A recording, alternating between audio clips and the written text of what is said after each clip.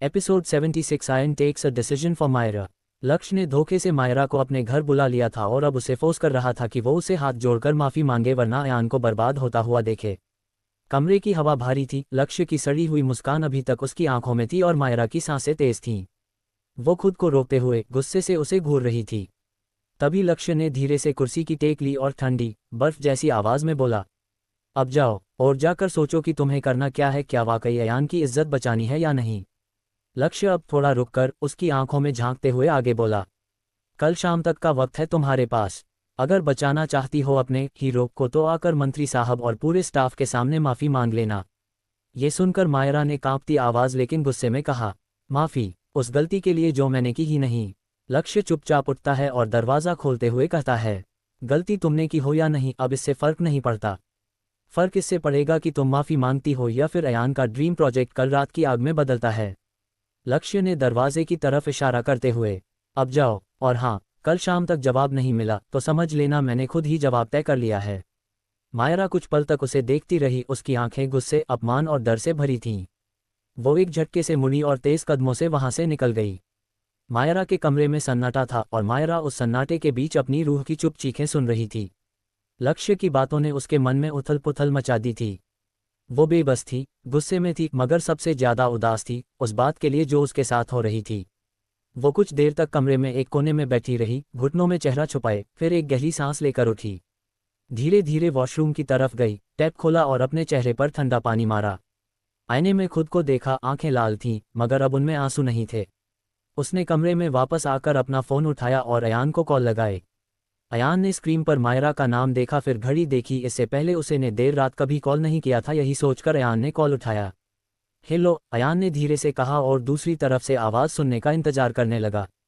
मायरा जो अंदर से टूट चुकी थी, उसके हलक से आवाज़ तो नहीं निकल रही थी, फिर भी उसने हिम्मत जुटाते हुए नॉर्मल टोन में कहा, कैसे हो? मायरा को आवाज़ सुनकर अयान ने एक लंबी सांस ली। उसे अब यकीन हो गया था सब कुछ ठीक है।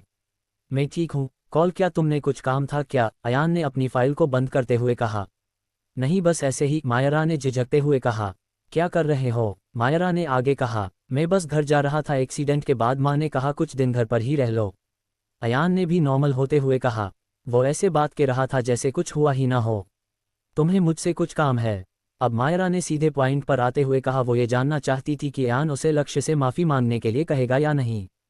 इसकी बात पर अयान थोड़ा चौंका और फिर बोला, आज क्या हो गया है तुम्हें? बताओ ना प्लीज़, तुम्हें मुझसे कुछ काम है? मायरा ने जिद करते हुए कहा। नहीं, मेरे पास तुम्हारे लिए कोई काम नहीं है, अयान ने साफ लफ्जों में कहा। अयान का जवाब सुनकर मायरा के आंखों से आंसू बहने लगे। इतना सब कुछ होने के बाद भी वो उसे इस बात का पता नहीं लगने देना चाहता था कि लक्ष्य और उसके बीच क्या हुआ है। यही सब सोचकर मायरा फूट पड़ी थी। मायरा की खामोशी सुनकर अयान को हैरानी हुई। उसने एक बार फ़ोन देखा कि कहीं कॉल कर तो नहीं गई, फिर कान से दोबारा लगाते हुए बोला, एक काम है वैसे। क्या? मायरा ने झट से पूछा। बस मेरे लिए दुआ कर देना कि जिसे मैं चाहता हूँ वो पूरी तरह से मेरी हो जाए, अयान ने अपनी कुर्सी पर हाथ रखकर मुस्कुराते हुए कहा।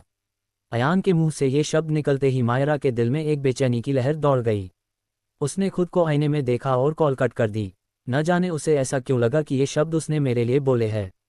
फ़ोन की दूसरी तरफ एक बार फिर सन्नाटा छा गया। अयान ने फ़ोन देखा और मुस्कुराते हुए बोला, इस बार तो सच में कट गई। अगली सुबह अरोड़ा ग्रुप कॉर्पोरेट ऑफिस। तीसरा दिन, वो दिन जिसका जिक्र बीते 2 रातों से अयान की हर फाइल, हर कॉल, हर सोच में घूमता रहा था।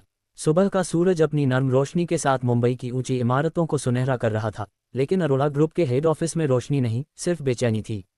अयान अपने केबिन में था, आंखें भारी थीं नींद की कमी से, पर चेहरे पर वही सख्त शांत लकीरें थीं जो किसी तूफान से पहले का सन्नाटा होती हैं। टेबल पर रॉयल ड्रीम प्रोजेक्ट की फाइल खुली थी। क्लाइंट्स अराइवल टुडे 1 PM के नीचे लाल मार्कर से लिखा था, स्टे ऑर्डर नॉट क्लियर्ड।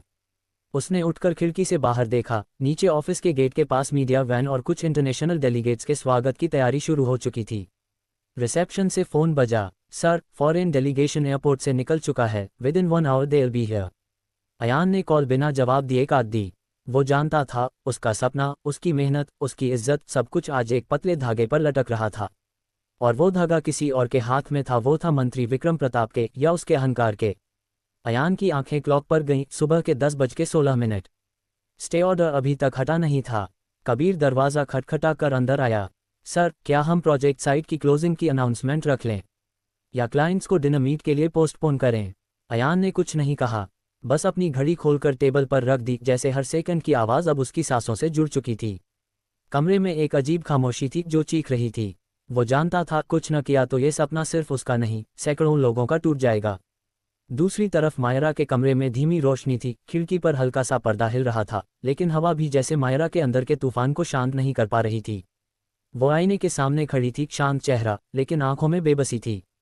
आज कॉलेज का दिन नहीं था, लेकिन वो तैयार हो रही थी, बहुत सोच समझकर।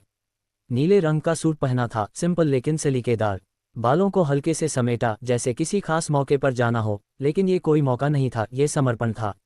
आईने में अपनी ही परछाई को देखती रही कुछ देर, फिर धीमे से अपने कानों में झुमके पहनते हुए खुद से बुदबुदाए, तू कमजोर नहीं है मायरा, पर आज अगर तू झुकी तो किसी और का हक बच जाएगा। ये कहते हुए उसके होंठ कान पे, जैसे खुद से लड़ रही हो। उसकी उंगलियां थरथरा रही थीं, शायद खुद को समझाने की कोशिश कर रही थीं कि ये सब किसी की भलाई के लिए है। फिर उसने बैग उठाया और आईने के सामने एक आखिरी बार खुद को देखा। उसकी आंखों में आज कोई सपना नहीं था, सिर्फ एक फैसला था। वो माफ़ी मांगने नहीं जा रही थी, वो अयान को टूटने से बचाने जा रही थी। दरवाज़ा बंद करते हुए उसका चेहरा फिर से कठोर हो गया, जैसे उसने अपनी तकलीफ को अपनी पीठ के पीछे छोड़ दिया हो। विक्रम प्रताप ठाकुर की हवेली। विक्रम प्रताप ठाकुर अपने भारी शाही कुर्सी पर बैठा, हाथ में चाय का कप लिए अपने बेटे लक्ष्य के साथ बालकनी से नज़ारा कर रहा था। वो आ गई, लक्ष्य ने कहा, उसकी आंखों में चमक थी, एक जीत की, एक शिकारी मुस्कान के साथ। विक्रम ने नीचे हवेली के बड़े दरवाजे से दाखिल होती मायरा की हल्की झलक देखी। ये हुई न बात। विक्रम ने चाय का एक सिप लिया, मुस्कराते हुए कहा, एक थप्पड़ से क्या बदल जाएगा बेटा, असली खेल तो अब शुरू होगा। उद्धरण चिन्ह। लक्ष्य ने एक गहरी सांस ली और कहा, आज अयान की सबसे बड़ी हार देखूंगा मैं, उसी की आंखों के सामने। वही लड़की जिसकी खातिर उसने मेरी बेइज्जती की थी, आज वो झुकेगी। हवेली में हल्का संगीत, नौकर चाकर तैयारियों में लगे थे, फूलों की हल्की सजावट, जैसे ये कोई जीत का जश्न हो, मगर असल में ये जश्न एक मासूम इज्जत के गिरने का था। और उनके ठीक नीचे मायरा एक बार फिर अपनी रूह से लड़ती हुई अंदर की ओर बढ़ रही थी, हर कदम भारी, लेकिन हर कदम में एक फैसला था। दरवाजे पर खड़ा नौकर उसे अंदर तक ले गया। लक्ष्य पहले से ही वहां बैठा उसका इंतजार कर रहा था, सोफे पर पैर फैलाए हुए, हाथ में ड्रिंक का ग्लास और चेहरे पर वही बेहुदा मुस्कान। लक्ष्य ने उसे देखकर खड़ा होते हुए तंज कसते हुए बोला, वाह, लग रहा है आज किसी ने अपनी इज्जत को अलमारी में बंद करके आए है। मायरा ने कुछ नहीं कहा। उसकी आंखों में एक ठहराव था, जैसे वो खुद को अंदर से समेटे हुए थी। उसने धीरे से कहा, मैं आ गई हूँ, बोलो क्या चाहिए। लक्ष्य आगे बढ़ते हुए बोला, बस वही जो तुमसे उम्मीद की जा रही है, एक छोटी सी माफ़ी, मेरे सामने, मेरे पिता के सामने। और हाँ, हाथ जोड़कर, ताकि तुम्हारे उस महाशय अयान को समझ में आए कि उसकी दुनिया कितनी कमज़ोर थी, जो हमने हिला दी। मायरा की सांस तेज हो गई। उसने एक पल को आंखें बंद की और मन ही मन सोचा, ये इंसान मेरे गुस्से के भी काबिल नहीं है, लेकिन मैं ये कर रही हूँ किसी के लिए, सिर्फ उसके लिए। वो आगे बढ़ी और बिल्कुल लक्ष्य के सामने खड़ी हो गई। मायरा ने धीरे लेकिन ठोस आवाज में कहा, मैं माफ़ी मांगने आई हूँ, लेकिन तुझसे नहीं, बल्कि उन हालातों से जिसने मुझे इतना मजबूर बना दिया कि मुझे तेरे जैसे आदमी के सामने सिर झुकाना पड़े। ये सुनकर लक्ष्य को गुस्सा आया, लेकिन वो शांत रहा। फिर मायरा धीरे से नीचे झुकी, हाथ जोड़ने ही वाली थी कि तभी लक्ष्य ने एक घिनौनी मुस्कान के साथ उसे रोकते हुए कहा, अरे अरे, इतनी जल्दी क्या है मैडम, जब तक तुम्हारा हीरो ये सब अपनी आंखों से देख न ले, मज़ा अधूरा लगता है। उसने जेब से मोबाइल निकालते हुए कहा, रुको ज़रा, एक वीडियो कॉल करते हैं, आखिर आज तो प्रोग्राम होना है ना। मायरा चौंकी, उसकी आंखें एकदम चौड़ी हो गईं। नहीं, प्लीज़ नहीं, उसके होंठ बुदबुदाए। लक्ष्य ने उसकी बात को नज़रअंदाज करते हुए अयान को कॉल लगाया। लक्ष्य ने फ़ोन पर खुश होते हुए कहा, हेलो मिस्टर सीईओ, आज एक छोटा सा शो रखा है, तुम्हारी प्यारी मायरा लाइव परफॉर्मेंस देने वाली हैं, माफ़ी के रोल में, समय निकालकर ज़रूर आना, दावत समझ लो।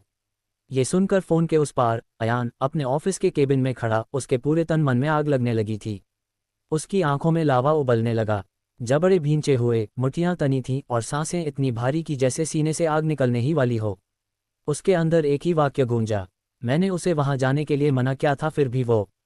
लेकिन उसने लक्ष्य से कुछ नहीं कहा, बस गहरी सांस लेते हुए एक अजीब सी खामोशी में कॉल काट दी। लेकिन अब उसकी आंखों में एक ठोस फैसला था। अयान ने मायरा के लिए क्या फैसला लिया था? क्या वो मायरा को उसके हाल पर छोड़ने वाला था? अयान वहां जाएगा या नहीं? मायरा लक्ष्य से माफ़ी मांगेगी या नहीं? अब इन सब को कौन रोकेगा? Episode 77 don't invite Myra. Myra Lakshya से माफ़ी मांगने वाली थी, लेकिन वो चाहता था कि ये नज़ारा अयान भी देखे, इसलिए लक्ष्य उसे कॉल करके यहाँ बुलाना चाहता था, लेकिन अयान ने बीच में ही कॉल कट कर दी थी। चमचमाते झूमर की रोशनी के नीचे सजे हुए हॉल में अब सन्नाटा पसरा था। लक्ष्य 2 घंटे से अयान का इंतजार कर रहा था, लेकिन दरवाज़ा अब तक नहीं खुला था। उसके चेहरे पर पहले बेचैनी, फिर खींच और फिर एक जहरीली मुस्कान आ गई। लक्ष्य ने घड़ी देखते हुए अपने पिता की तरफ देखा। विक्रम ने उसे इशारा किया। आ गया होता अगर उसे आना होता, शायद अपनी हार को सामने से नहीं देखना चाहता है। लक्ष्य ने एक ठंडी सांस ली और मायरा की तरफ बढ़ा। मायरा वहीं सिर झुकाए, अब तक एक उम्मीद में बैठी थी कि शायद अयान आ जाए, लेकिन उसके चेहरे की उम्मीद अब धीरे धीरे राख बनती जा रही थी। लक्ष्य उसके सामने खड़ा होकर फ़ोन निकालते हुए बोला, चल अब बहुत ड्रामा हो गया, तू माफ़ी मांग और मैं इस पल की एक प्यारी सी वीडियो बनाकर तेरे हीरो को भेज दूंगा। कम से कम देख तो ले, उसकी बेइज्जती कितनी हसीन लगती है। मायरा की आंखें दबा गईं, उसकी रूह कांप उठी। उसके अंदर अयान की खामोशी गूंज रही थी। लक्ष्य ने कैमरा ऑन कर लिया और धीरे से फुसफुसाया, एक बार बस, सॉरी लक्ष्य, बोल दे मायरा और खेल खत्म। मायरा का चेहरा शर्म, लाचारी और आंसुओं से भीगा हुआ था। वो अपनी हिम्मत का आखिरी कतरा समेट रही थी, हाथ धीरे धीरे जोड़ने लगी। तभी किसी ने धीरे से उसके कंधे पर हाथ रखा। उसके रोंगटे खड़े हो गए। उसने पलट कर देखा, वो अयान था। सामने खड़ा था, सफ़ेद शर्ट, तीखी आंखें और जबड़े भींचे हुए।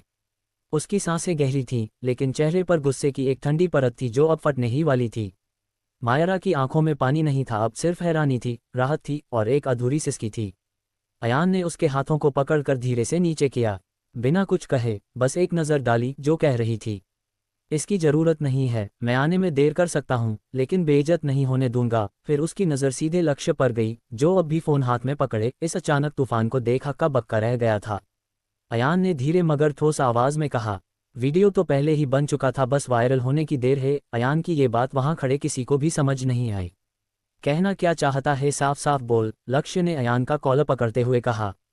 अयान ने बहुत ही आराम से उसके हाथ अपने कॉलर से अलग किए और पीछे खड़े कबीर को इशारा किया। इशारा मिलते ही उसने लैपटॉप की स्क्रीन को सबके सामने घुमा दिया, जिसमें वो वीडियो चल रहा था जब लक्ष्य ने मायरा के साथ मॉल में बदतमीज की थी और एक थप्पड़ खाया था, जिसके बदले में लक्ष्य ने उसके हाथ को कस के मरोड़ दिया था। ये वीडियो देखने के बाद उनके चेहरों से रंग उड़ गया। अब लक्ष्य की आवाज़ में झटका और बौखलाहट थी। ये वीडियो कहाँ से मिला तुझे? विक्रम ने वीडियो को देखते हुए गुस्से और हैरानी से कांपते हुए कहा, ये किसी को नहीं दिखना चाहिए, कोई देखे इससे पहले तो सोच लो ठाकुर साहब, माफ़ी कौन मांगेगा अब? अयान ने विक्रम को बीच में रोकते हुए कहा। मायरा अब तक कुछ नहीं बोल रही थी, वो बस कांपते हुए उस स्क्रीन को देख रही थी जिसने उसकी चुप्पी को आज़ाद कर दिया था। आंसू की जगह एक गहरी शांति और आत्मसम्मान ने ले ली थी। अयान ने एक और कदम आगे बढ़ाया और लक्ष्य की आंखों में आंखें डालकर कहा, जिस हाथ को पकड़कर तूने उस दिन जलील करना चाहा था, आज वही हाथ तेरी गर्दन तक पहुंच चुका है। अब अयान एक धीमे मगर बेहद सधे कदमों से आगे बढ़ा। उसकी आंखें अब लक्ष्य पर नहीं थीं, बल्कि उसकी आंखें विक्रम प्रताप ठाकुर से बात कर रही थी। अयान ने रुक रुक कर मगर बेहद ताकतवर लहजे में कहा, ठाकुर साहब, अब आप बताइए, जिस लड़की को आपने झुकाने की कोशिश की, जिससे आप अपने बेटे की गलती पर माफ़ी मंगवाना चाहते थे, आज वो माफ़ी आप मांगेंगे या मैं इस वीडियो को उस हर प्लेटफॉर्म तक पहुंचा दूं जहां आपकी कुर्सी की आबरू सांस लेती है? ये सुनते ही विक्रम के माथे पर पसीने की बूंदें उतर आई थीं, जबकि लक्ष्य सिर झुकाकर सांसें संभालने की कोशिश कर रहा था। लेकिन अयान यहीं नहीं रुका। ठाकुर साहब, अब फैसले की बारी आपकी है, या तो आपका बेटा मायरा से माफ़ी मांगेगा या फिर ये वीडियो उस कुर्सी के नीचे चला जाएगा जिसके दम पर आप मुझे ब्लैकमेल कर रहे थे। कबीर ने धीरे से मुस्कराते हुए मगर वार करने के अंदाज में बोला, हम अरोड़ा ग्रुप से हैं सर, हथियार से नहीं, सबूत से वार करते हैं। विक्रम का चेहरा तमतमा उठा था, लेकिन बोलने के लिए उसके पास कोई शब्द नहीं थे। लक्ष्य की टांगें थरथरा रही थीं, वो अपनी गलती पर पछता तो नहीं रहा था, लेकिन डर अब उसके चेहरे पर साफ नजर आ रहा था। और मायरा, पहली बार उसके चेहरे पर खामोश गर्व था। उसकी आंखों से कोई आंसू नहीं गिरा, बस एक गहरी सांस ली और अयान को देखने लगी। विक्रम की आंखों में अब न नशा था, न ही सत्ता का अहंकार, बस गुस्सा, हताशा और अपमान का जहर। विक्रम ने दांत भींचते हुए आवाज़ नीची मगर आग उगलती हुई, माफ़ी मांग, इस लड़की से माफ़ी मांग और बात खत्म कर। इनके निकले मुंह से शब्दों ने लक्ष्य को हिला कर रख दिया। वो अपने पिता को हैरानी से देख रहा था। अगर आज माफ़ी नहीं मांगी तो याद रखना, जिस गद्दी के लिए मैंने इतना कुछ किया है, वो गद्दी तुझे कभी नसीब नहीं होगी। विक्रम ने आगे बोला। अब लक्ष्य का सिर झुक चुका था, लेकिन वो किसी भी कीमत पर मायरा के आगे झुकने नहीं चाहता था। अयान अब भी चुपचाप खड़ा था, उसकी आंखों में एक सख्त सुकून था। मायरा, वो स्तब्ध थी। जिस सत्ता ने उसे झुकाना चाहा, उसी सत्ता ने अब सिर झुकाया था। विक्रम ने आगे बढ़ते हुए फुसफुसाते लहजे में कहा, तू राजनीति में आना चाहता है ना लक्ष्य? तो सीख, जिद से नहीं, गिर कर भी जीता जाता है, वरना तेरी ये जिद ही तेरी सबसे बड़ी दुश्मन बन जाएगी। अब सबकी नज़र लक्ष्य पर थी और मायरा उसके सामने खड़ी थी अपने आत्मसम्मान के साथ, लेकिन वो यहाँ अब रुकना नहीं चाहती थी। उसने मुड़कर अयान की तरफ देखा और बोली, मुझे इस इंसान से कोई माफ़ी नहीं चाहिए। ये कहते हुए वो वहाँ से जाने लगी, तभी अयान ने उसके आगे हाथ करते हुए रोका और बिना उसे देखते हुए बोला, तुमसे किसी ने पूछा कि तुम्हें क्या चाहिए या क्या नहीं चाहिए? चुपचाप यहाँ खड़ी रहो। अयान की आवाज़ में नाराज़गी थी, क्योंकि मायरा उसे बिना बताए यहाँ आ गई थी उसके मना करने के बावजूद। लक्ष्य अब भी ज़मीन की तरफ देखे खड़ा था, उसकी गर्दन झुकी थी लेकिन अहंकार अब भी तना हुआ था। उसने सोच लिया था चाहे कुछ हो जाए वो माफ़ी नहीं मांगेगा। लेकिन तभी पीछे से एक कांपती मासूम सी आवाज़ आए, जो चीरती हुई पूरे हॉल में गूंज गई। लक्ष्य भाई! सबकी गर्दन मुड़ी। वो निशा थी। आपने मायरा मैम का हाथ कसकर पकड़ा था ना, तो आपको माफ़ी मांगनी चाहिए, निशा ने मासूमियत के साथ कहा। जब कबीर ने लैपटॉप पर वीडियो ऑन किया था तो पीछे खड़ी निशा भी ये देख रही थी। लक्ष्य की आंखें अब धीरे धीरे उठीं, क्योंकि निशा रुकी, फिर हल्के से मुस्कुराए। जब मेरी मैम मुझे स्कूल में डांट कर मेरा हाथ कस के पकड़ती थी ना, तो मुझे बहुत दर्द होता था। फिर वो बाद में सॉरी बोलती थीं, मुझे अच्छा लगता था। आप भी माफ़ी मांग लीजिए ना, दर्द थोड़ा कम हो जाएगा। निशा की मासूम आवाज़ जैसे किसी ने पत्थर पर फूल रख दिया हो। इसकी बातों से पूरा हॉल सन था, एकदम सन। विक्रम की आंखें भर आईं, अयान की मुट्ठियां ढीली पड़ गईं और मायरा का चेहरा कांपते होंठों के साथ फर्श की ओर झुक गया। लेकिन सबसे ज्यादा असर हुआ लक्ष्य पर, जिसके चेहरे पर अब शर्म का रंग गहरा होता जा रहा था। उसकी बहन ने उसे झुका दिया था, वो जो राजनीति, ताकत या डर से नहीं, इंसानियत से बोल रही थी। लक्ष्य की आंखों में पहली बार पछतावे की परछाई उभरी। उसकी मुट्ठियां खुलने लगीं, चेहरा अब झुका नहीं था, गिर चुका था। वो धीरे धीरे आगे बढ़ा मायरा के सामने। सबकी नज़रें उस पर थीं। मायरा अभी भी चुप खड़ी थी, उसकी आंखों में हैरानी थी। लक्ष्य ने भारी कदमों से आकर खुद को संभाला और धीरे से हाथ जोड़ दिए। I am sorry. उसकी आवाज़ कांप रही थी। जो हुआ, जो किया, उसकी कोई माफ़ी नहीं हो सकती। लेकिन मैं अपनी सारी हदें भूल गया था। मुझे नहीं पता था कि तुम इतनी हिम्मत और इज्जत रखने वाली हैं। आज मैंने अपनी बहन से इंसानियत सीखी है और तुमसे माफ़ी मांगता हूँ। प्लीज़ मुझे माफ़ कर दो। ये सुनकर मायरा की आंखें झुक चुकी थी और अयान के चेहरे पर अब सख्ती की जगह सुकून था। पूरा माहौल अब जैसे साफ हो रहा था, जैसे कोई भारी तूफान गुजर चुका हो।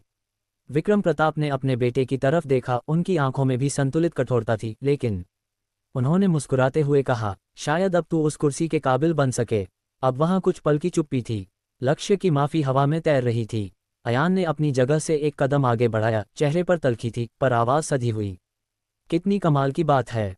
विक्रम प्रताप की ओर सीधी नज़रें गाड़ते हुए बोला, जब बात अपनी बेटी की हो तो हर बाप का कलेजा सीने से बाहर आ जाता है। फिर वो हल्का मुस्कुराया, लेकिन उस मुस्कान में दर्द और ताना दोनों थे। उद्धरण चिन्ह डॉट डॉट डॉट। लेकिन अगर किसी और की बेटी हो तो उसकी इज्जत की कोई कीमत नहीं रहती है ना। पूरा माहौल एक पल को सन्नाटे में डूब गया। विक्रम प्रताप की आंखें अब कुछ कह नहीं पा रही थीं, क्योंकि अयान ने सिर्फ एक सवाल नहीं किया था, बल्कि उनके चरित्र पर एक आईना रख दिया था। ये वही बेटी है जिसे आपने ज़मीन पर गिरा देने की कोशिश की, जिसके आंसू आपके बेटे की हंसी में तब्दील हो गए थे, और अब आपकी बेटी की वजह से आपकी औलाद इंसान बन रही है। अयान का लहजा नरमी और गर्व से लिपटा हुआ था। आपके बेटे को तो माफ़ी मिल गई, लेकिन इसकी इज्जत का क्या, जिसे वापस मिलने में वक्त लगेगा। अयान ने मायरा को तरफ इशारा करते हुए कहा, लेकिन किसी के पास इसका कोई जवाब नहीं था। अयान अब मायरा को तरफ बढ़ा के धीरे से कहा, चलो यहाँ से। वो बिना कुछ कहे अयान के साथ चल दी। सड़क पर कार धीरे धीरे आगे बढ़ रही थी। ड्राइविंग सीट पर बैठा अयान खामोश था, पलकों में गुस्से की ठंडी राख और होंठों पर जमी चुप्पी। मायरा बगल में बैठी थी, उसकी आंखें नीचे झुकी थीं, दिल में भारीपन था, लेकिन वो जानती थी कि अभी अयान से कुछ कहना बेकार है, वो उसकी बात नहीं सुनेगा। पूरे रास्ते न कोई बात हुई, न कोई सवाल, न कोई जवाब। कार रुकी विला के गेट के सामने। मायरा ने सीट बेल्ट खोली और चुपचाप से उतर गई। अयान ने भी बिना एक सेकंड गंवाए गाड़ी आगे बढ़ा ले गया। मायरा कुछ कहना चाहती थी, लेकिन उसकी जुबान बंद थी। वो पल भर वहीं खड़ी रही, फिर भारी कदमों से अंदर चली गई। कैबिन में एक ठहरी हुई खामोशी थी। अयान अपनी कुर्सी पर बैठा, एक हाथ कुर्सी की बांह पर और नजरें सामने की कांच की दीवार पर टिकी थीं। उसके चेहरे पर ना मुस्कान थी, ना शिकन, बस एक गहरी शांति, जैसे तूफान के बाद समुद्र खुद को समेट रहा हो। तभी दरवाजे पर दस्तक हुई। मे आई कम इन, सर? ये कबीर था। अयान ने सिर हिलाया, बिना मुड़े। कबीर थोड़ा उत्साह लिए हुए अंदर आया, हाथ में टैब और एक मोटी फाइल थी। सर, वो एक गुड न्यूज़ है। कबीर की आंखों में चमक थी। अयान ने उसकी ओर देखा। हमारे प्रोजेक्ट से स्टे हट चुका है। अगली सुनवाई की ज़रूरत नहीं पड़ी, अप्रूवल मिल गया है। कुछ पल तक अयान की आंखें उसी की आंखों में गड़ी रहीं, फिर वो बहुत हल्की सी मुस्कान के साथ बोला, मिलना ही था। नीयत साफ हो तो रुकावटें टिकती नहीं। ये सुनकर कबीर ने जोश में आते हुए कहा, सर, एक छोटी सी पार्टी तो बनती है, कम से कम अपनी टीम के साथ तो। अयान हल्का सा मुस्कुराया और बोला, क्यों नहीं, लेट्स सेलिब्रेट। अयान ने अपनी फाइल बंद करते हुए कहा। कबीर ने चौंक कर देखा। थैंक्स सर, इस जीत के पीछे सिर्फ मैं नहीं, तुम सब हो। इस प्रोजेक्ट में सिर्फ मेरी मेहनत नहीं, काव्या और उसकी टीम की नींव भी है। और मेरी पूरी टीम की भरोसेमंद ताकत, अयान ने कहा और फिर उसने अपने मोबाइल की स्क्रीन पर काव्या का नाम देखा और कबीर की ओर मुड़ते हुए कहा, कबीर, काव्या मल्होत्रा और उसकी पूरी टीम को इनविटेशन भेजो। On it sir. कबीर मुस्कुराया। याद रहे, कबीर दीदी का कोई मेंबर नहीं आना चाहिए, अयान ने जाते हुए कबीर को रोकते हुए कहा। फिर उसने अपने फ़ोन में किसी का नाम सर्च किया। Contact list Meera. उसने मीरा का नाम सर्च किया। इस बार उसे मैं खुद बुलाऊंगा, उसने अपने आप से कहा। आवाज़ में हल्की सी गर्माहट थी। कल शाम मेरी तरफ से एक पार्टी है, प्रोजेक्ट की शुरुआत और जीत का जश्न, और मैं चाहता हूं कि तुम वहां रहो। अयान ने मैसेज किया। कबीर जो अभी भी खड़ा था, सर मायरा मैडम को बुलाना है, कबीर ने धीरे से पूछा। कबीर इस केस में पूरी तरह इन्वॉल्व था। उसमें अयान को मायरा की फिक्र करते हुए बहुत करीब से देखा था और अब वो ये भी जानता था कि अयान उससे नाराज़ है। ऐसे में अगर वो पार्टी में आती है तो शायद इनके बीच सुलह हो जाए। यही सोचकर उसने मायरा को पार्टी में बुलाने का सोचा था। नहीं, मायरा को रहने दो, अयान ने बिना उसकी तरफ देखे कहा और वहां से दूसरी तरफ चला गया। लेकिन क्या कबीर अपने बॉस की बात मानेगा, या वो अयान को बिना इन्फॉर्म किए मायरा को इनवाइटेड करे देगा? अयान का क्या रिएक्शन होगा मायरा को देखकर? क्या वाकई डीडी का कोई मेंबर पार्टी में नहीं आएगा? उस जासूस को अयान कैसे रोकेगा जो अयान की कंपनी में है? Episode 78 my dream girl. Ayan ने कंपनी के सभी स्टाफ को पार्टी में आने का इन्विटेशन दे दिया था। साथ ही वो मीरा को भी बुला रहा था ताकि कुछ वक्त सुकून के जी सके। मुंबई के सबसे महंगे और आलीशान होटलों में से एक, द इंपीरियल क्राउन के ग्रैंड बॉलरूम को आज की रात किसी फिल्मी सीन की तरह सजाया गया था। चारों ओर रॉयल गोल्डन थीम, छत से लटकते हुए चमचमाते झूमर, जिनकी हल्की रोशनी फर्श पर सोने सी चमक छोड़ रही थी। दीवारों पर फ्लोरल प्रिंट के साथ मखमली पर्दे और कोनों में खिले गुलाब, ऑर्किड और सफ़ेद लिली की खुशबू से माहौल महका हुआ था। गुलाबी और सुनहरे रिबन से सजे राउंड टेबल्स, जिन पर क्रिस्टल की कटोरी में तैरते हुए कैंडल्स रखे थे। हर टेबल पर नामों की सुनहरी प्लेट लगी थी। बीच में बना एक छोटा डांस फ्लोर, जिसके चारों ओर सॉफ्ट जैज म्यूजिक बज रहा था। स्ट्रिंग्स, सैक्सोफोन और पियानो की तिकड़ी मानो जादू बुन रही थी।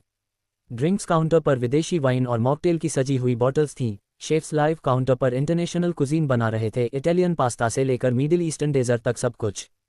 कुछ लोग कैमरा फ्लैश में फोटो खिंचवा रहे थे, कुछ ग्रुप्स में चर्चा कर रहे थे। नैना, कबीर और संध्या, आरोही और अन्य स्टाफ सभी पार्टी में एंजॉय कर रहे थे। यही काव्या मल्होत्रा, जो अपने काम के लिए मशहूर, तेज और प्रोफेशनल, आज कुछ अलग ही नजर आ रही थी। उसके चेहरे पर एक अधूरी सी चमक थी। उसने अपनी मुस्कान को चेहरे पर वैसे ही टिका रखा था जैसे किसी टूटे आईने पर सिल्वर टेप चिपका दी जाती हो। जब वह धीरे धीरे चलती हुई अयान के पास पहुंची तो अयान अपने स्टाफ से बात कर रहा था।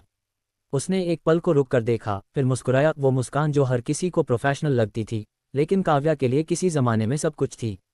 काव्या उसके पास आए और हल्के से बोली, congratulations mister Arora, you did it. Ayan ने शालीनता से सिर झुकाकर शुक्रिया कहा, लेकिन उसकी आंखें मीरा को ढूंढ रही थीं। काव्या ने उस निगाह को देख लिया था।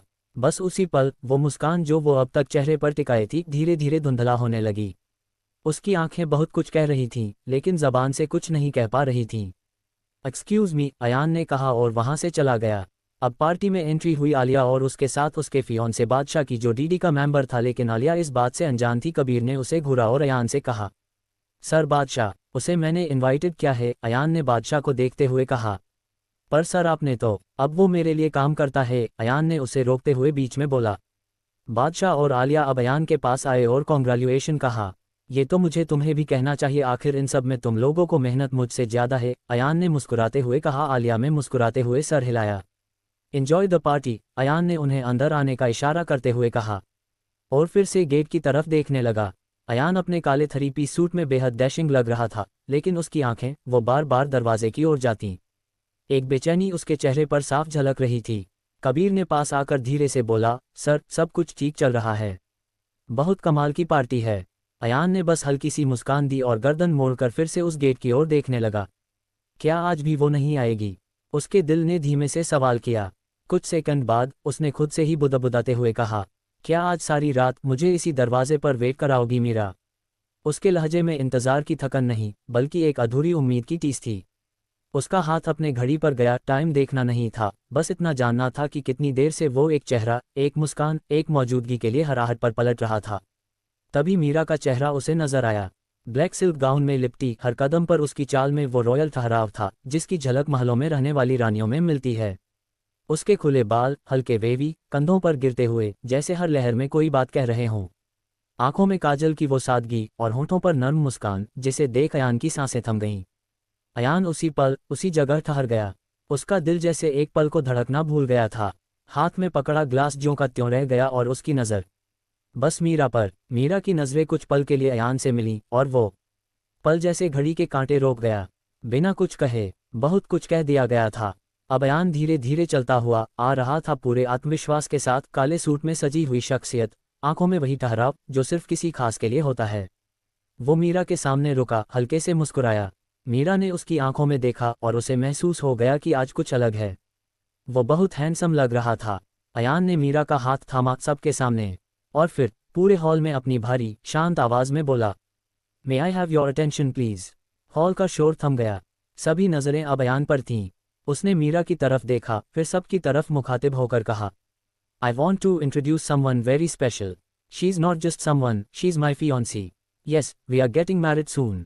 चारों तरफ एक पल के लिए हैरानी का सन्नाटा और फिर तालियों की गूंज। लेकिन काव्य के दिल में एक तीस सी उठ गई और वो पार्टी को छोड़कर चली गई। मीरा के आने के बाद अब उसका यहाँ रुकने का कोई मन नहीं था। वही मीरा की आंखें हैरानी और हल्की शर्म से चमक उठीं। वो कुछ बोल नहीं सकी, लेकिन उसका चेहरा बहुत कुछ कह गया। अयान ने उसका हाथ थोड़ी मजबूती से थाम लिया, जैसे कह रहा हो अब कोई फासला नहीं। मीरा की आंखें नम थीं। ये ऐलान उसके लिए बिल्कुल अनपेक्षित था। लेकिन अयान के चेहरे की गहराई में जो सच्चाई थी, उसने मीरा को और कुछ सोचने नहीं दिया। वो सिर्फ उसे देख रही थी और मन ही मन खुद से कह रही थी, अब मेरी मोहब्बत को नाम मिलने वाला है।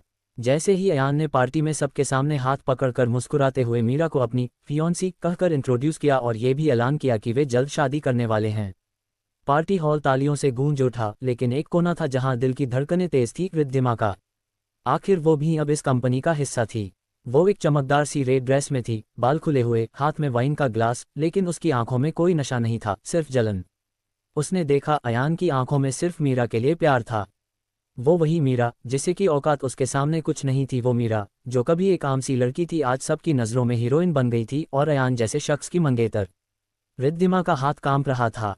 उसके चेहरे पर मुस्कान नहीं थी, बस एक भयानक सन्नाटा था जो उसके अंदर उठ रहे तूफान को छुपा रहा था। हाउ डरेशी, उसने मुझसे सब कुछ छीन लिया, अब बारी उसकी है। उसने धीरे से ग्लास टेबल पर रखा और गहरी सांस लेते हुए खुद से फुसफुसाए, अगर ये सोचती है कि ये उसकी खुशियों की रात है तो वो गलत है। अब वो जलेगी वैसे ही जैसे मैं अंदर से जल रही हूँ। उसकी आंखें अब मीरा पर टिकी थीं, जैसे कोई शिकारी अपने शिकार पर निशाना साधता है। रिद्धिमा ने फैसला कर लिया था, वो मीरा को इस खुशी के मुकाम पर चैन से नहीं रहने देगी। अब वो सिर्फ रिद्धिमा नहीं रही, वो बन चुकी थी आग, और उसका मकसद था मीरा को उस आग में भस्म करना। न जाने ये आज रात क्या करने वाली थी। पार्टी की चहल पहल के बीच, सबकी तालियों और बधाइयों के शोर में अयान मीरा के कानों के पास झुककर हल्के से बोला, चलिए अब आपकी असली पार्टी बाकी है। मीरा ने हैरानी से उसकी आंखों में देखा, लेकिन वो कुछ नहीं बोली, सिर्फ उसके साथ चल पड़ी। अयान उसे पार्टी हॉल के पिछले हिस्से की ओर ले जा रहा था, जहां हल्की हल्की लाइट्स थीं, एक शांत सी सजावट और एक लकड़ी का दरवाज़ा। जैसे ही अयान ने वो दरवाज़ा खोला, मीरा की सांसें थम गईं। एक खूबसूरत अलग सेक्शन, पूरी तरह रोमांटिक थीम पर सजा हुआ। झिलमिल करती फेरी लाइट्स, गुलाब की पंखुड़ियों से सजी हुई जमीन, एक टेबल जिस पर 2 मोमबत्तियां जल रही थीं और पास ही एक छोटा सा म्यूजिक कॉर्नर जहां वायलिन पर एक धीमा सा रोमांटिक सुर बज रहा था। चारों ओर बस वही दो थे, अयान और मीरा। भीड़ से दूर, दुनिया से अलग, सिर्फ एक दूसरे के लिए। मीरा वहीं रुक गई, उसकी आंखें भर आई थीं। वो अब भी यकीन नहीं कर पा रही थी कि ये सब उसके लिए है। अयान ने मुस्कुराते हुए उसकी तरफ हाथ बढ़ाया, तुम्हारे बिना मैं अधूरा था मीरा, आज पूरा हो गया। मीरा का दिल धड़कने लगा। उसने अपना हाथ अयान के हाथ में दिया और वो उसे लेकर टेबल तक आया। वहां पहले से वेटर मौजूद था जिसने जूस सर्व किया। हर डिश पर मीरा की पसंद झलक रही थी। अयान ने कुर्सी खींची, मीरा को बैठाया और खुद उसकी आंखों में आंखें डालकर बोला, आज सिर्फ मैं और तुम। मीरा कुछ कह नहीं सकी, उसकी आंखें बोल रही थीं, उसका दिल धड़क रहा था। जहां एक तरफ अयान मीरा के साथ प्राइवेट सेक्शन में गया था, वहीं दूसरी तरफ पार्टी हॉल में एक अनजानी सी सरसराहट उठी, जैसे फिजा में किसी की मौजूदगी दर्ज हो चुकी हो। दरवाज़ा धीरे से खुला और उसके पीछे खड़ी थी मायरा।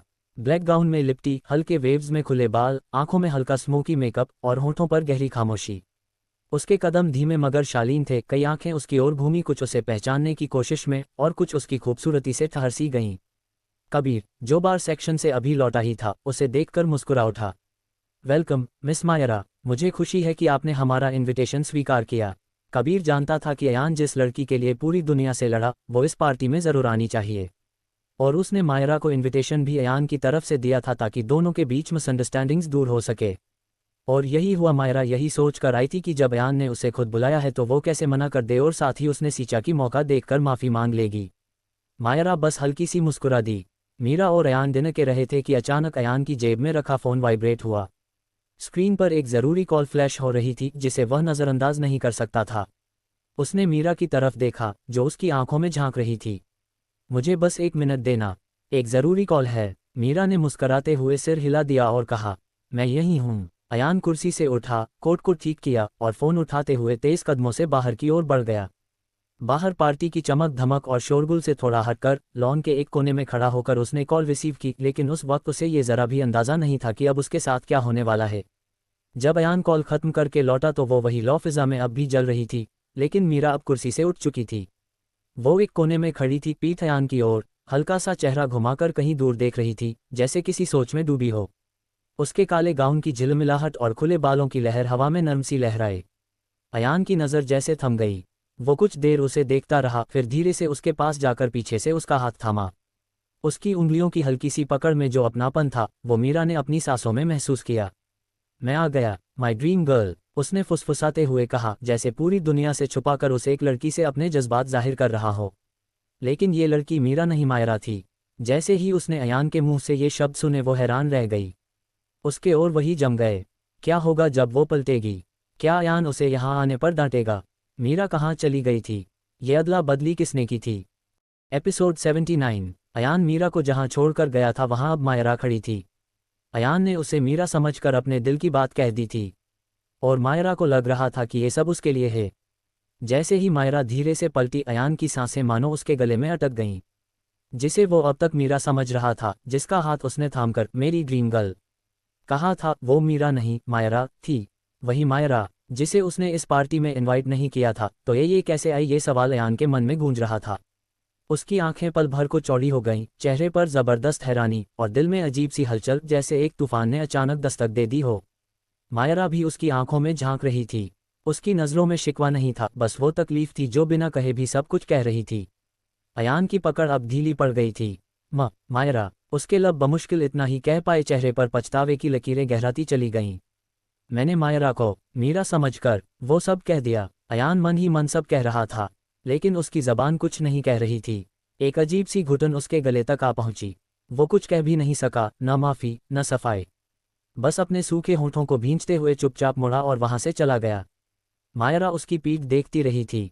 अयान तेज कदमों से पार्टी हॉल से बाहर निकला, हर कदम पर दिल में वही एक आवाज़ गूंज रही थी, क्या कर दिया तूने अयान? एक बार देख तो लेता कि हे कौन, लेकिन ये यहाँ कैसे आए? ये अदला बदली और किसी ने नहीं बल्कि रिद्धिमा ने की थी।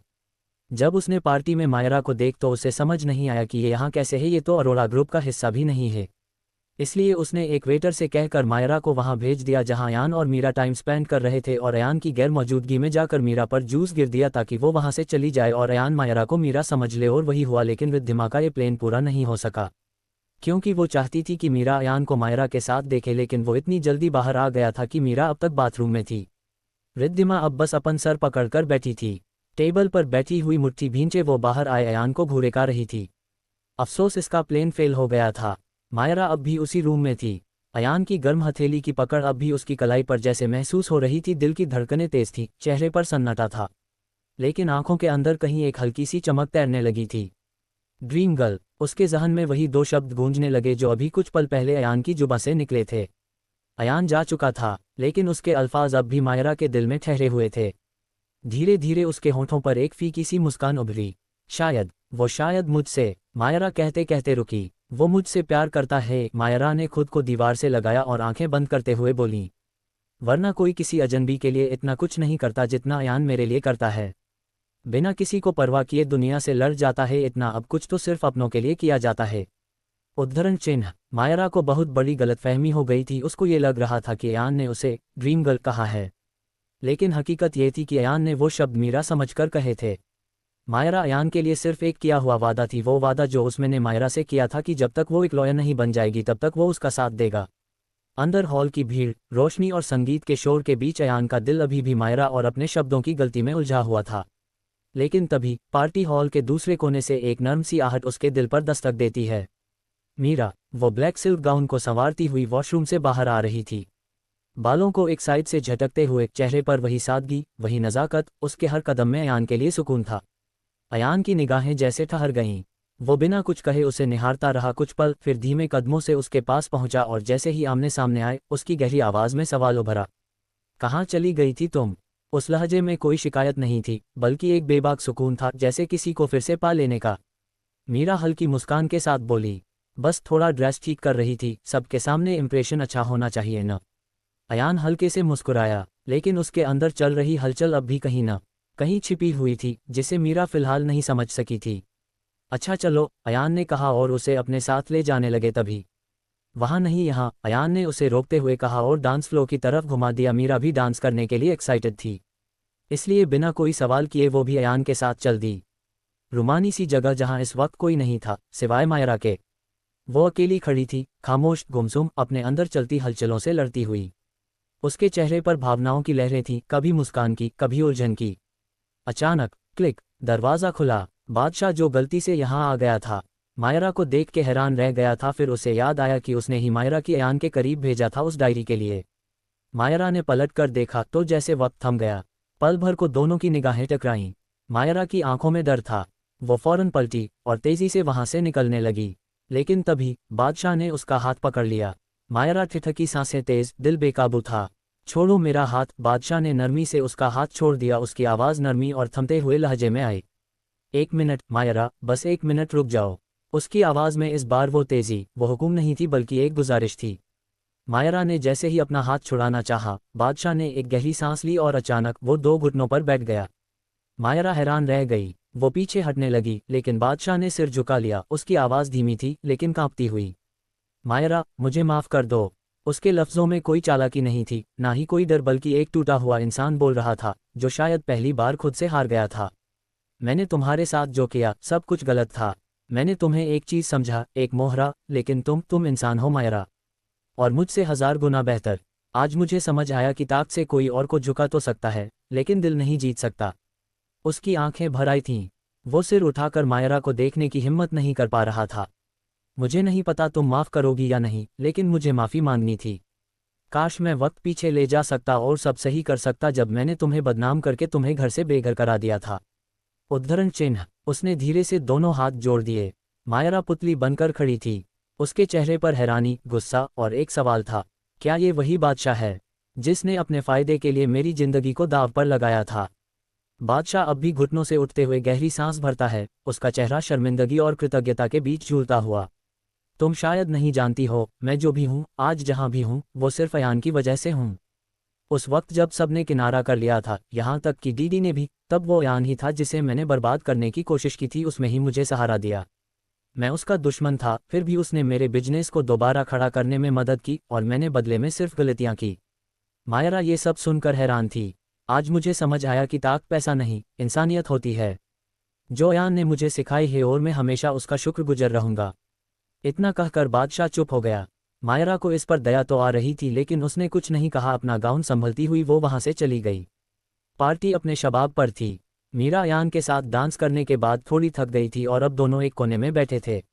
रिद्धिमा दूर से उनकी नज़दीकियां देख रही थी, उसकी आंखों में जलन की आग धधक रही थी। तभी अयान को कबीर में इशारा करके बुलाया। मीरा, 1 मिनट, अयान ने कहा और चल दिया। मीरा ने भी हाँ में सर हिला दिया, लेकिन रिद्धिमा ने जब देखा कि वो अकेली है तो उसके दिमाग में खुराफाती हरकत शुरू हो गई। रिद्धिमा एक वेटर को इशारे से बुलाती है और उसके ट्रे में रखे एक ड्रिंक की तरफ इशारा करते हुए धीमे स्वर में कहती है, ये ब्लैक गाउन वाली लड़की उसके लिए है, बस थोड़ी सी स्पेशल मेहमान नवाजी चाहिए इसमें। वेटर कुछ समझ नहीं पाता, लेकिन पैसे की चमक सब कुछ साफ कर देती है। वेटर मीरा के पास जाता है और वो एक मुस्कान के साथ ग्लास थाम लेती है, अनअवेयर कि उस कांच में सिर्फ ड्रिंक नहीं, एक चाल छिपी है। ड्रिंक होठों से लगाने के कुछ ही देर बाद मीरा को हल्का चक्कर आने लगता है। वो सिर पर हाथ रखती है, चारों ओर की रोशनी धुंधली होने लगती है। शोर जैसे किसी सुरंग के पार से सुनाई दे रहा हो। वो खुद को संभालते हुए वहां से निकलती है, पार्टी हॉल के पीछे एक सुनसान कॉरिडोर की ओर बढ़ती है, जहां सिर्फ दीवार की लाइटें झिलमिला रही थीं। उसकी चाल लड़खड़ा रही थी, होंठ सूख रहे थे और आंखें बोझिल थीं। उसे एक कमरा दिखता है। मीरा लड़खड़ाते कदमों से उस कमरे का दरवाज़ा खोलती है। कमरे में हल्की सी रोशनी थी, एक बड़ा सा बेड उसके सामने था। वो कुछ समझ पाती इससे पहले ही घबराई सांसों के साथ उसने खुद को बेड पर गिरा दिया और अगले ही पल उसकी आंखें बंद हो चुकी थीं। वो बेसुध थी और बाहर रिद्धिमा एक अंधेरे कोने में खड़ी मुस्कुरा रही थी, बहुत चिपक रही थी। न यान से अब पार्टी खत्म होने तक वहीं पड़ी रहो, रिद्धिमा ने खुद से कहा और खिलखिलाकर हंसने लगी। जब अयान वापस आया तो उसने देखा मीरा वहां नहीं थी। वो मुड़ा, बार की ओर देखा, डांस फ्लोर पर नजर डाली, हर कोने को देखा, लेकिन मीरा कहीं नहीं थी। उसके चेहरे पर बेचैनी उतर आई। वो सोच ही रहा था कि अब कहाँ गई कि तभी एक कोने में पार्टी की चहल पहल से बहुत दूर एक सिलसिला नजर आया। मायरा, हल्की झुकी पीठ, खुद में सिमटी सीख, जैसे इस भरे महफिल में वो सबसे अलग, सबसे अकेली हो। उसके चेहरे पर साफ झलक रहा था कि ये जगह उसकी नहीं थी। वो वहां सिर्फ अयान के कारण आई थी और अयान को छोड़ वहां कोई उसे जानता भी नहीं था। अयान की नज़र जब उस पर पड़ी तो एक बार फिर उसकी आंखों में वो सब आने लगा जो अभी थोड़ी देर पहले हुआ था। गुस्सा, उलझन, सब एक साथ उमड़ रहे थे। अब उसके कदम अपने आप मायरा की ओर बढ़ने लगे। अब ये वो पल था जहां अयान और मायरा के बीच फिर एक मुलाकात होनी थी। वो उसके पास आकर हल्के स्वर में बोला, तुम यहाँ अकेली क्यों खड़ी हो? अयान की आवाज़ में गुस्सा था और मायरा खामोश खड़ी थीं। क्या अयान अब भी मायरा से नाराज़ है? क्या वो इसे सबके सामने बेइज्जत करके निकालने वाला था? क्या मायरा अयान से उन शब्दों का मतलब पूछेगी जो कुछ देर पहले अयान ने उसे कहे थे? उस बंद कमरे में मीरा का क्या होगा जो बेहोश पड़ी है? एपिसोड 80, अयन का नाम किसी और का काम। अयान जब मीरा को यहाँ वहाँ देख रहा था तो उसने देखा कि मायरा एक कोने में अकेली खड़ी है। वो उसकी तरफ बढ़ा और नज़दीक जाकर पूछा, तुम यहाँ अकेली क्यों खड़ी हो? मायरा ने जैसे ही उसे देखा, आश्चर्य और पछतावे से उसकी आंखें भर आईं। वो थोड़ी देर पहले जो भी हुआ था उसे भूल गई और जिस काम को करने यहाँ आई थी वो करने लगी। उसने दोनों हाथों से अपने कान पकड़ लिए और बिल्कुल बच्चों जैसी मासूमियत के साथ वो बोली, I am sorry rally, sorry, अगली बार कभी तुम्हारी बात नहीं टालूंगी। जो तुम कहोगे वही करूंगी। पक्का, बस इस बार माफ कर दो। उसकी आंखों में सच्चे पछतावा था जो अयान देख पा रहा था। अयान ने उसकी तरफ देखा, कुछ देर तक बस चुपचाप। उसका चेहरा अब शांत था, साथ ही आंखों में अब एक गहरी नरमी तैर रही थी। मायरा के मासूम अंदाज पर उसकी आंखों के कोने में हल्की सी मुस्कान उभरी, पर उसने कुछ नहीं कहा, बस एक गहरी सांस ली और नजरें झुकाकर मुस्कुरा दिया, मानो कह रहा हो, न जाने क्यों पर मैं तुमसे ज्यादा देर नाराज नहीं रह सकता। उस लम्हे में न कोई शिकायत थी, न कोई फासला, सिर्फ दो दिलों के बीच की एक खामोश समझ। मायरा उसके चेहरे के एक्सप्रेशन पढ़ने की कोशिश कर रही थी, लेकिन उसके भाव से कुछ भी समझ नहीं पा रही थी। अयान थोड़ी देर मायरा को वैसे ही कान पकड़े हुए देखता रहा। उसके चेहरे पर हल्की सी हंसी तैरने लगी। फिर वो धीरे से आगे बढ़ा और मायरा के दोनों हाथ नीचे करते हुए नर्म लहजे में बोला, कोई बात नहीं, पर अब ये हाथ नीचे कर लो, वरना लोग समझेंगे कि पार्टी में भी ये सीईओ हुक्म चला रहा है। मायरा के चेहरे पर भी अब थोड़ा सुकून था। वो हल्के से मुस्कुराए और बिना कुछ कहे नजरें झुका लीं। अब जब दोनों के दरमियान बात करने के लिए कुछ नहीं था तो अयान ने यहाँ वहाँ देखा, जैसे उससे नजरें चुरा रहा हो। फिर उसकी तरफ झुककर थोड़ा गंभीर होते हुए पूछा, तुमने खाना खाया? मायरा ने बस हल्के में सिर हिलाया और नहीं कहा। तो अयान ने फौरन कहा, तो चलो खाते हैं। मायरा कुछ कहती उससे पहले ही अयान ने हाथ आगे बढ़ा दिया और फिर उसे खाने की टेबल की तरफ बहुत ही सादगी और शालीनता के साथ लेकर गया। पार्टी की रोशनी में उनके साथ चलने का अंदाज ऐसा था जैसे सब कुछ ठहर गया हो। और फिर अयान ने खुद अपने हाथों से उसकी प्लेट ली, बड़े ध्यान से देखा क्या क्या पसंद आ सकता है उसे। मुझे नहीं पता कि तुम्हें क्या पसंद है, तो तुम खुद ही।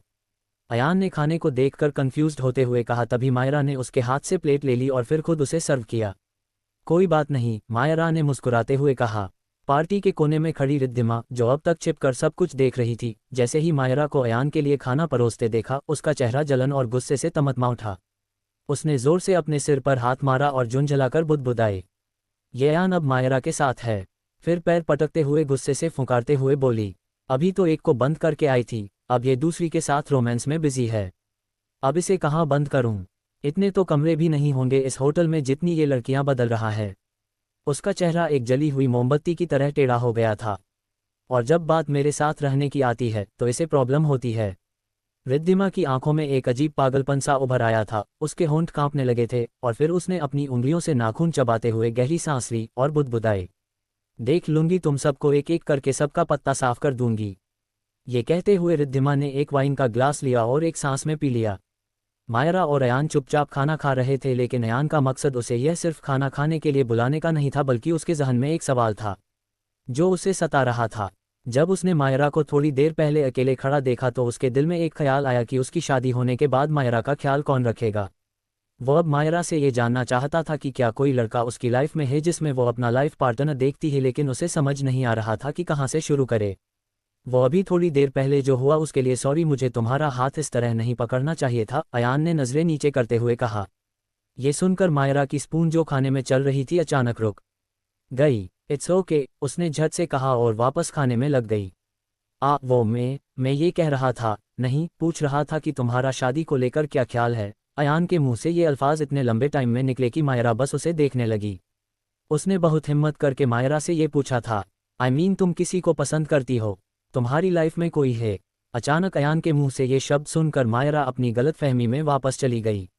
उसे लगा कि अयान उससे उसकी मर्जी पूछ रहा है। उसने कुछ पल सोचा और फिर बोली, अयान मुझे अभी कुछ वक्त चाहिए, मैं अचानक इतना बड़ा फैसला नहीं ले सकती, मायरा ने साफ अल्फाजों में कहा, लेकिन उसने इस अंदाज में कहा जैसे वो अयान से वक्त मांग रही है।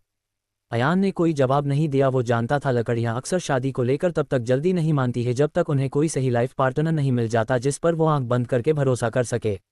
इसलिए उसने इस बात को ज़्यादा नहीं बढ़ाया।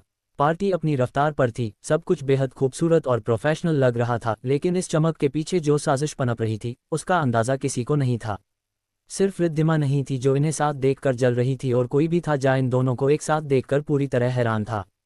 वाइट कलर की ड्रेस में खड़ी एक लड़की जिसकी नज़र जब मायरा और अयान पर पड़ी तो उसके पैरों से जमीन खिसक गई। उसने सोचा नहीं था कि मायरा अयान के साथ है। ये और कोई नहीं बल्कि डीडी की जासूस थी। उसने जैसे ही मायरा का चेहरा उठते हुए देखा फौरन पीठ घुमा ली, क्योंकि वो जानती थी कि मायरा ने अगर उसे देखा तो वो एक पल में उसे पहचान लेगी। वो लड़की दीवार के पास गई, उसने वहीं से चुपचाप फ़ोन निकाला। क्लिक, एक तस्वीर जिसमें अयान मायरा के साथ मुस्कुरा रहा था। किसी को शक न हो इसलिए उसने अब बिना रुके भीड़ में खुद को मिला लिया। फिर फ़ोन खोला और मुस्कान को व्हाट्सएप पर फोटो भेज दी। Finally got her, Myra Ayaan Singh Arora के साथ है। उद्धरण चिन्ह। अब उसका यहाँ रोकना खतरे से खाली नहीं था, इसलिए उसने अपना बैग संभाला और तेजी से निकल गई। पार्टी अब धीमे धीमे अपने आखिरी पड़ाव की ओर बढ़ रही थी। लोग कम हो रहे थे, कुछ विदा ले रहे थे और कुछ हल्के नशे में धीमी रोशनी के नीचे धीमे धीमे झूम रहे थे।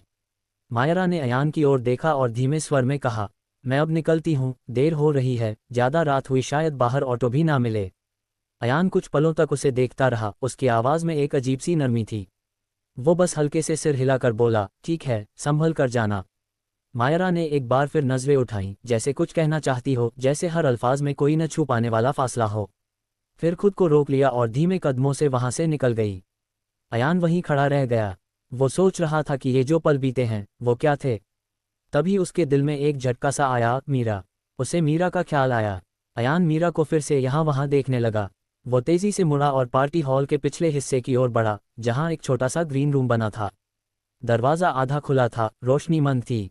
जब उसने भीतर झांका उसका दिल धड़कना ही भूल गया। मीरा वहाँ थी, बिस्तर पर बेहोश पड़ी। उसका ब्लैक गाउन थोड़ा अस्त व्यस्त था और चेहरा पसीने से भीगा हुआ, सांसें अनियमित। मीरा, अयान की चीख गूंज उठी। वो भागकर उसके पास पहुंचा, उसके गालों को हल्के हल्के थपथपाया। मीरा, मीरा उठो, क्या हुआ तुम्हें? उसके माथे पर हाथ रखा, वो गर्म था। Meera, please open your eyes. उसका गला भारी हो चुका था, आवाज़ कांप रही थी। एक पल को लगा जैसे उसकी दुनिया थम गई हो। कहीं देर तो नहीं हो गई, कहीं कुछ बहुत गलत तो नहीं हो गया। अयान की आंखों में अभी तक घबराहट थी, लेकिन तभी मीरा की हल्की सी करवट हुई। वो धीरे धीरे होश में आ रही थी। उसकी आंखें मुश्किल से खुली और उसने सामने झुके अयान को देखा। मीरा, तुम ठीक हो? अयान ने फौरन झुककर पूछा। मीरा कुछ पल उसे देखती रही, जैसे समझने की कोशिश कर रही हो कि वो कहाँ है। फिर उसने हल्के स्वर में कहा, मैं यहाँ कैसे आए? मुझे नहीं पता। मीरा का सर भारी ही रहा था। क्या तुम्हें नहीं याद तुम ये कैसे आए? अयान ने नर्म आवाज से पूछा, लेकिन मीरा ने कोई जवाब नहीं दिया। टाइम क्या हुआ है? मीरा ने जल्दबाजी में पूछा। 2 बज रहे हैं, अयान ने घड़ी देखते हुए कहा। रात काफ़ी हो गई है, प्लीज़ मुझे घर छोड़ दो, वरना मामा जी बहुत गुस्सा करेंगे। मीरा ने घबराते हुए कहा, उसे पता था कि उसके मामा जी को ये बिल्कुल पसंद नहीं है कि वो इतनी रात तक बाहर रहे, चाहे वो अयान के साथ ही क्यों ना हो। मीरा आवाज़ में कमज़ोरी थी, लेकिन लहजा वही पुराना मासूम और घबराया हुआ था। अयान ने एक लंबी सांस ली, जैसे उसे कुछ सुकून मिला हो कि वो ठीक है। वो उसका हाथ थामते हुए बोला, ठीक है, चलो मैं तुम्हें छोड़ देता हूँ, अब कुछ नहीं होगा, मैं हूं ना। मीरा धीरे से उठ बैठी और अयान ने उसके लिए पानी का ग्लास बढ़ाया। जैसे ही वो उठने लगी, अयान ने फौरन उसका हाथ थाम लिया ताकि वो गिर न जाए। एक अजीब सा सन्नाटा उन दोनों के बीच में था, जैसे कुछ एक नए रिश्ते की शुरुआत होने जा रही हो। पार्टी हॉल की चकाचौंध से दूर गेट के बाहर मायरा अकेली खड़ी थी। उसके चेहरे पर थकावट साफ झलक रही थी और वो बार बार इधर उधर देख रही थी, शायद किसी ऑटो की तलाश में। ठंडी हवा उसके बालों से खेल रही थी, लेकिन उसके मन में कुछ बेचैनी थी। तभी सामने से एक काली चमचमाती कार आकर एक झटके में उसके सामने रुकी। मायरा का दिल तेजी से धड़क उठा। वो अचानक कुछ कदम पीछे हट गई, डर और आशंका उसकी आंखों में साफ दिख रही थी। कार का शीशा धीरे से नीचे हुआ, फिर ड्राइवर साइड से एक आदमी बाहर निकला। उसने वाइट कलर की ड्राइवर ड्रेस पहनी थी और चेहरा लगभग अनजाना था। वो सीधा मायरा की ओर बढ़ा और बोला, अयान बाबा ने भेजा है आपको छोड़ने के लिए। ये सुनते ही मायरा का चेहरा थोड़ा सहज हुआ। कुछ पल उसे देखने के बाद वो बोली, अयान ने? जी, उसने मुस्कुराकर कहा और फिर आगे बढ़कर दरवाज़ा खोला। अयान कितना ध्यान रखता है, उसने उसे मुझे सुरक्षित पहुंचाने के लिए कार भेजी। उसने नज़रें झुकाईं और विश्वास के साथ कार में बैठ गई। लेकिन जैसे ही कार की खिड़की ऊपर चढ़ी, ड्राइवर के चेहरे पर हल्की सी मुस्कान तैर गई, एक अजीब सी जो मायरा ने नहीं देखी। मायरा की कार निकलते ही अयान मीरा को लेकर बाहर आया और अपनी कार में बैठा के उसके घर की ओर चल दिया। क्या वाकई अयान ने वो कार भेजी थी, या मायरा अब किसी नए जाल में फंसने जा रही है? क्या कार के पीछे सिर्फ नाम अयान का और काम किसी और का था? वो ड्राइवर कौन था? क्या उसका ताल्लुक डीडी ग्रुप से है या मुस्कान से? क्या अयान को रिद्धिमा की साजिश समझ आएगी? रिद्धिमा की अगली चाल क्या होगी? और उसमें अब कौन फंसेगा, मीरा या मायरा? प्लीज़ प्लीज़ दोस्तों, अगर आपने अब तक हमारे चैनल को सब्सक्राइब नहीं किया है तो जल्दी से सब्सक्राइब कर लीजिए। आपका एक छोटा सा सब्सक्राइब हमें बड़ी हिम्मत देता है और आपको मिलते रहेंगे नए नए इमोशनल, रोमांटिक और थ्रिल से भरे एपिसोड। तो दिल से एक बार सब्सक्राइब, लाइक और कमेंट ज़रूर करें।